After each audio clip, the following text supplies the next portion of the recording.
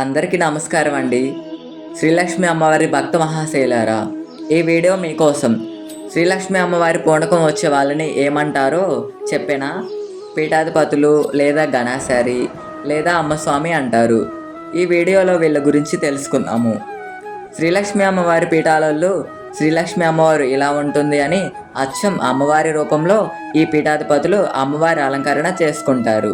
శ్రీలక్ష్మి అమ్మవారి పీఠాధిపతుల అలంకరణ చూసి కొంతమంది మూర్ఖులు హిజ్రాలు అనుకుంటున్నారు. వాళ్ళని అలా తప్పుగా అపార్థం చేసుకొని తప్పుగా చూస్తే ఎంతో మహాపాపం. మీకేం తెలుసండి ఆ పీఠాధిపతుల గురించి? పాపం వాళ్ళు ఒక్కొక్కరు అమ్మవారి కోసం వాళ్ళ జీవితాలే త్యాగం చేసిన రోజులు చాలా ఉన్నవి.